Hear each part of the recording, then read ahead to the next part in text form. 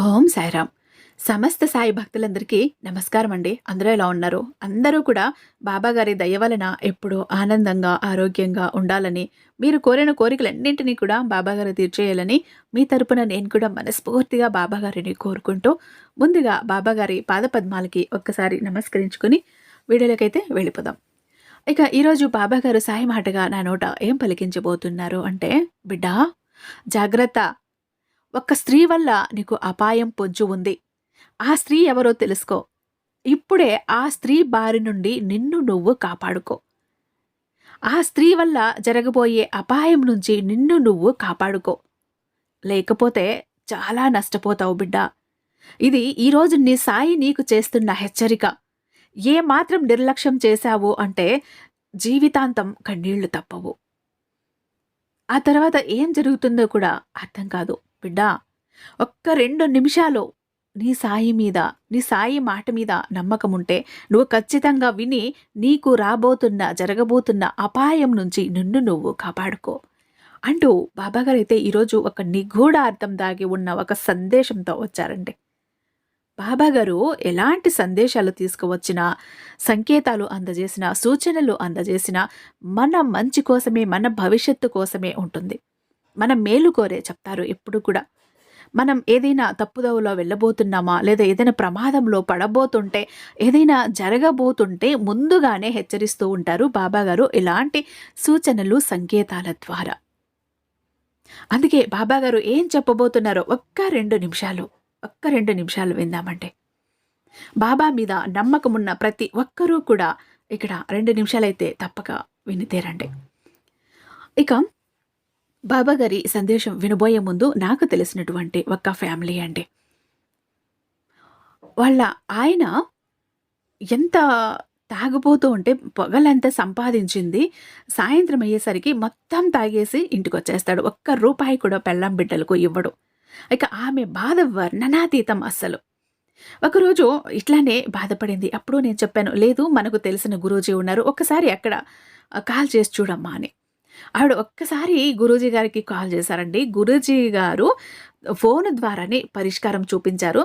ఆయన ఎంతలా మారాడు అంటే ఇక కరెక్ట్‌గా 4వ రోజు నుంచే తాగుడు మానేసి సంపాదించింది మొత్తం తీసుకొచ్చి ఈవిడ దోసిట్లో పోస్తున్నారు. ఆమె ఎంత హ్యాపీగా నాతో షేర్ చేసుకుంది అంటే అంత హ్యాపీగా షేర్ చేసుకుంది.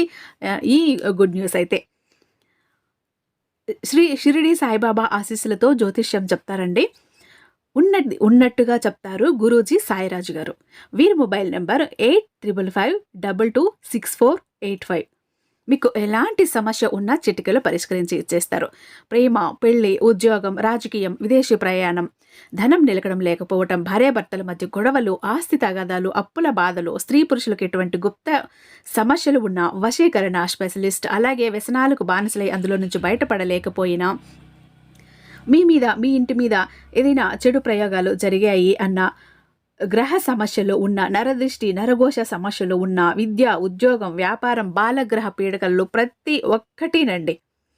ప్రతి ఒక్క ప్రాబ్లంకి ఈజీగా చెక్ పెట్టగలరు గురూజీ సాయిరాజు గారు.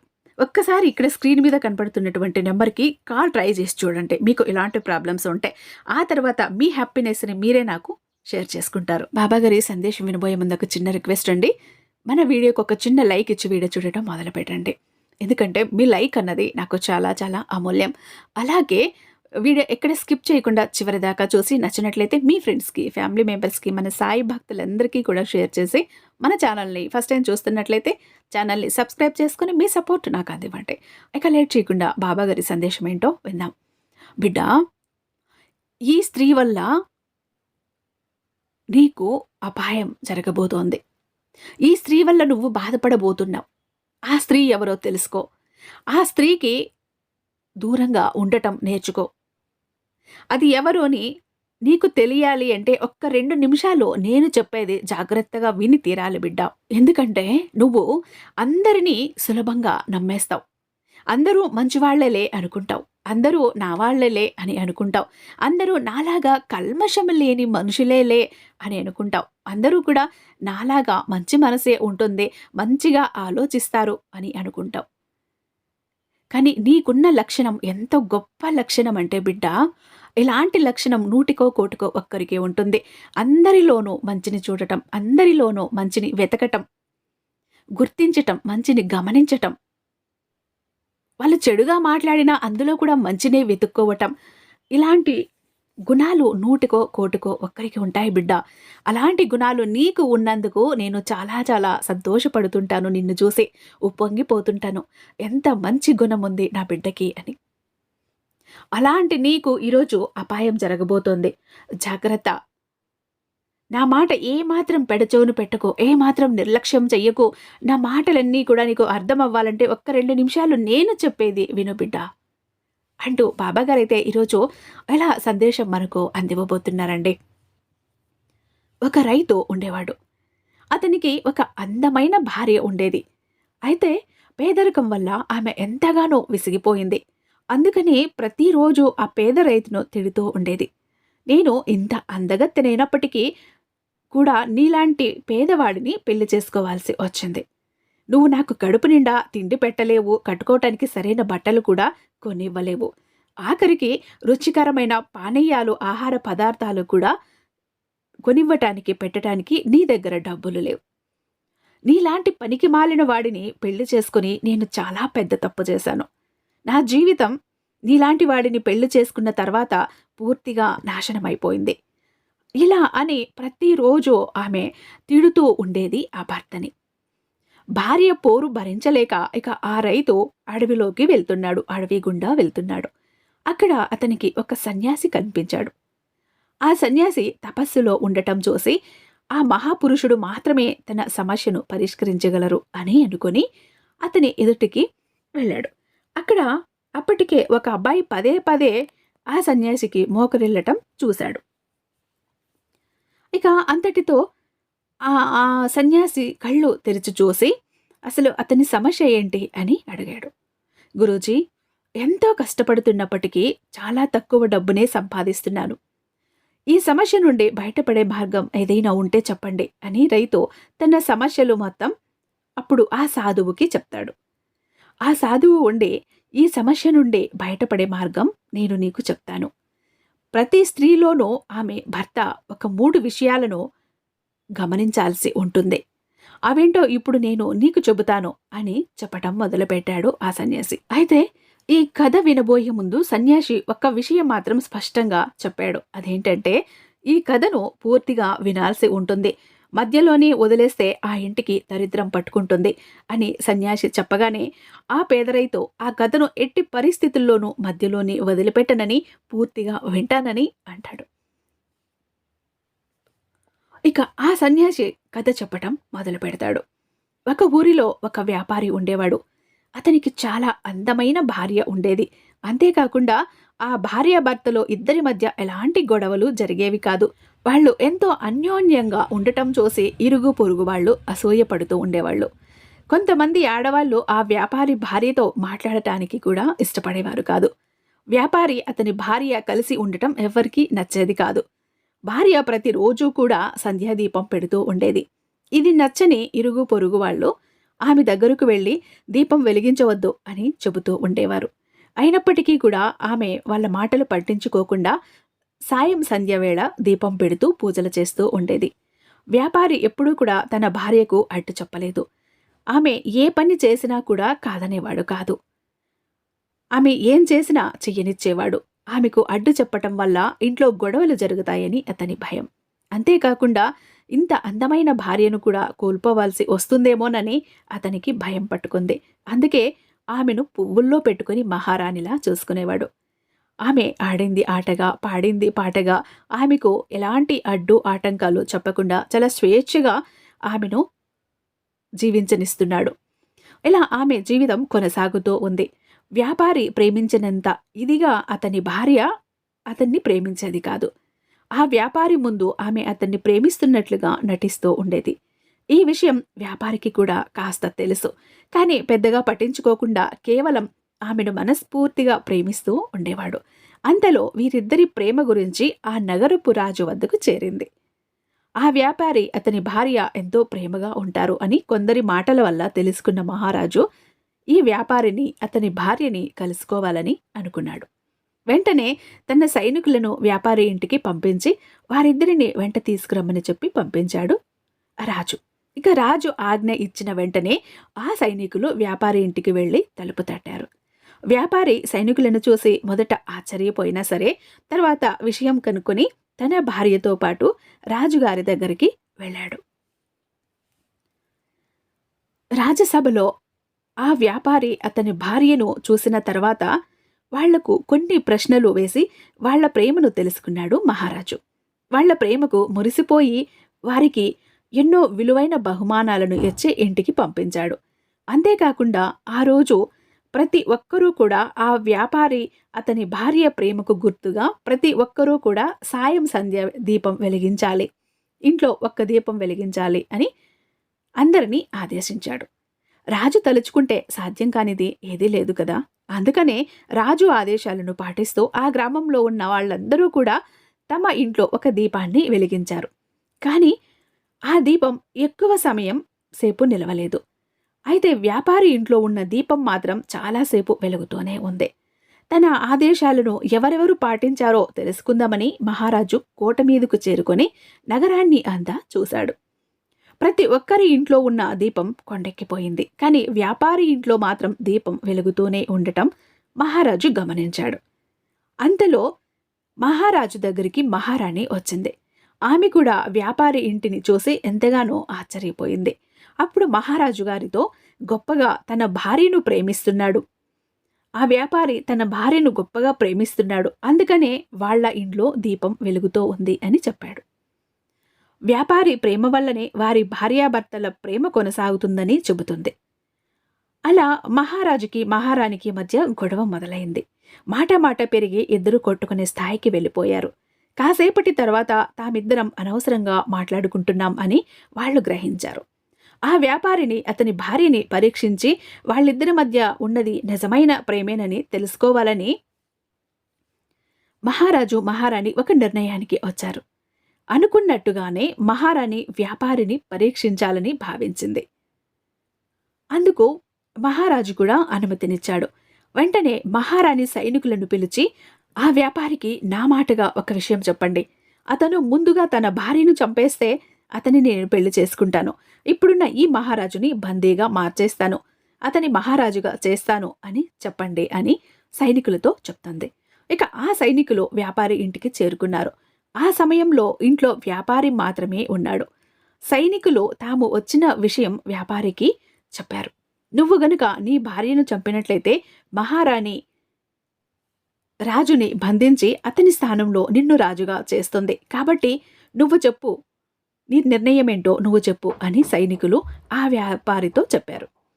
అప్పుడు ఆ వ్యాపారి, నేను నా భార్యను ఎంతగానో ప్రేమిస్తున్నాను, నేను నా జీవితంలో ఎంత సంతోషంగా ఉన్నాను, నాకు మహారాజు హోదా అవసరం లేదు, కేవలం నేను నా భార్యకు భర్తగా మాత్రమే మిగిలిపోవాలి అని అనుకుంటున్నాను. కాబట్టి మహారాణి గారికి నా తరపున క్షమాపణలు చెప్పండి. నేను ఆవిడ ఇచ్చిన ఆదేశాలను ఎప్పటికీ పాటించలేను అని మహారాణికి చెప్పమని ఆ వ్యాపారి అంటాడు. అతను చెప్పినట్లుగానే సైనికులు మహారాణికి జరిగిందంతా చెప్పారు. ఆ వ్యాపారికి భార్య పట్ల ఉన్న ప్రేమ ఎలాంటిదో మహారాజుకి మహారాణికి అర్థమైంది. ఆ తర్వాత వాళ్ళు ఆ వ్యాపారి భార్యను పరీక్షించడానికి సైనికులను పంపారు. ఇంతకు ముందు జరిగినట్టుగానే వ్యాపారి భార్య దగ్గరకు సైనికులు వెళ్లారు. ఆ సమయంలో ఆమె నది నుండి ఇంటికి నీళ్లను తీసుకొస్తూ ఉంది. ఆ సమయంలో ఆమె ఒంటరిగా ఉంది. ఆమె ఒంటరిగా ఉండటాన్ని చూసి ఆ సైనికులు రాజు చెప్పిన మాటను ఆమెతో చెప్తారు. నువ్వు గనుక నీ భర్తను చంపితే మహారాజు గారు నిన్ను పెళ్లి చేసుకుంటారు అని, నిన్ను ఈ కోటకు మహారాణిని చేస్తారని చెప్పారు.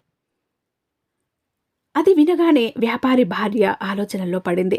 ఒక సాధారణ వ్యాపారి భార్యగా ఉండటం కంటే మహారాణిగా బతకటం ఎంతో గొప్ప విషయమని ఆమెకు అనిపించింది. సరే, నా భర్తను చంపేస్తాను, మీరు వెళ్ళి మహారాజుకి నా మాటగా చెప్పండి, నేను ఆయన కోసం ఎదురు చూస్తూ ఉంటాను అని చెప్పింది. సరే, నువ్వు నీ భర్తను చంపిన విషయం మహారాజు గారికి ఎలా తెలుస్తుంది అని ఒక సైనికుడు అడిగితే, నేను ప్రతిరోజు సంధ్యాదీపం పెడతాను కదా, ఆ దీపం పెట్టిన తర్వాత నేను నా భర్తను చంపేస్తాను, నేను నా భర్తను చంపేసిన తర్వాత ఆ దీపం ఆర్పేస్తాను, కాబట్టి నా ఇంట్లో దీపం ఆరిపోతే నా భర్త చనిపోయాడు అని మహారాజుని అర్థం చేసుకోమని చెప్పండి అని వ్యాపారి భార్య సైనికులకు చెప్పి పంపించింది. ఇక ఆ సైనికులు ఈ వార్తను మహారాజు మహారాణి దగ్గరికి మోసుకువెళ్లారు. దాంతో వ్యాపారి భార్య వ్యాపారిని మనస్ఫూర్తిగా ప్రేమించటం లేదని, కేవలం తన స్వార్థం కోసం మాత్రమే ప్రేమను నటిస్తూ ఉందని విషయం ఆమెకి అర్థమైపోయింది, మహారాజు మహారాణికి. అంతలో మహారాజుకి ఒక సందేహం కలిగింది. ఒకవేళ వ్యాపారి భార్య నిజంగా వ్యాపారిని చంపేస్తుందేమో అని ఆయనకు భయం మొదలైపోయింది. మేము వారి ప్రేమను పరీక్షించబోయి వారి ప్రాణాలను బలి తీసుకుంటున్నామేమో, మేము తప్పుగా ఆలోచించాం. ఈ విధంగా కాకుండా ఇంకా వేరే విధంగా వాళ్లను పరీక్షించాల్సి ఉండేదేమో. చాలా తప్పు చేశాను, పొరపాటు చేశాను. ఆమెలో లేని ఆశలన్నీ రేకెత్తించాం మేము వాళ్ళ ప్రేమను పరీక్షించాలని. ఇదే తప్పు ఆలోచన అంటూ అనుకున్నాడు ఆ మహారాజు.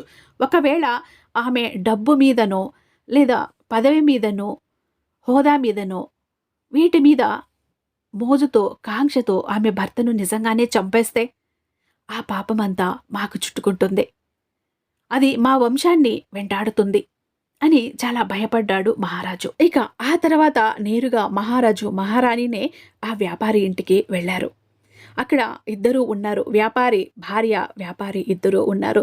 కానీ ఇక్కడ తెలియని విషయం ఏంటంటే, ఆ వ్యాపారి తన భార్య సైనికులతో మాట్లాడటం, తన భర్తను చంపుతాను అని మాట ఇవ్వటం ఆయన విన్నాడు. అయినా కూడా మౌనంగా అలానే ఉన్నాడు. భార్యను పల్లెత్తి ఒక్క మాట కూడా మాట్లాడలేదు. ఎందుకంటే ఆయనకి ఆమె మీద ఉన్న ప్రేమ అంత గొప్పది, ఆయన ప్రేమ అంత అచంచలమైనది. అలా తనను చంపుతాను అన్న ఆలోచన వచ్చినందుకు మనసులో బాధగా అయితే ఉంది. ఆ బాధతో గుండెల నిండా బరువుతో, కన్నీళ్లతో, బరువెక్కిన గుండెలతో అలా ఏం మాట్లాడాలో అర్థం కాక మౌనంగా ఉండిపోయాడు, శిలాప్రతిమలా ఉండిపోయాడు. కానీ భార్యను ఒక్క మాట కూడా మాట్లాడలేదు, పల్లెత్తి మాట కూడా అనలేదు. ఇక అంతలోనే ఆ రాజు రాణి ఇద్దరు కూడా అక్కడికి వస్తారు. అప్పుడు వాళ్ళిద్దరికీ కూడా క్షమాపణలు కోరుతారు. మేము మీ ఇద్దరి ప్రేమను పరీక్షించాలని అనుకున్నాం, మీలో నిజమైన ప్రేమ ఎవరిదో పరీక్షించాలని అనుకున్నాం, అందుకే మేము ఇలా మాట్లాడాం. దానివల్ల మీ ఇద్దరి మధ్య మనస్పర్ధలు వస్తాయి అనుకోలేదు. నిజంగా ఇది మా తప్పే, మమ్మల్ని క్షమించండి అని వాళ్ళు అడుగుతారు. అప్పుడు ఆ వ్యాపారి భార్యకు కూడా అర్థమవుతుంది తను చేసిన తప్పేంటో, తను చేసిన పొరపాటేంటో. తను ఆశకు లొంగిపోయాను అని, భర్తనే చంపాలి అని అనుకున్నాను అనే ఆమె చాలా పశ్చాత్తాపపడింది. కన్నీళ్లతో ఆ భర్త ముందు నిలబడింది, ఆయన కాళ్ళు పట్టుకుంది. నన్ను క్షమించండి, నేను చాలా తప్పుగా ఆలోచించాను, నేను ఇలా ఆలోచించకుండా ఉండాల్సింది. మీరు నన్ను ఎంత ప్రేమగా చూసుకున్నారు, ఒక పసిబిడ్డలాగా చూసుకున్నారు, కొండంత ప్రేమ నాకు పంచారు. కానీ నేను ఏం చేశాను? ఈరోజు మిమ్మల్ని చంపటానికే కూడా నేను వెనకాడలేదు కదా. నన్ను చంపేయండి, నిజానికి నాకు బ్రతికే అర్హత లేదు. మీలాంటి దేవుడు లాంటి భర్త, మీలాంటి ఉత్తముడైన వ్యక్తికి భార్యగా ఉండే అర్హత నాకు లేదు. నా మనసు చాలా కలుషితం అయిపోయింది. నా మనసులో పనికి మాలిన ఆలోచనలు వచ్చాయి, చాలా క్రూరమైన ఆలోచనలు వచ్చాయి.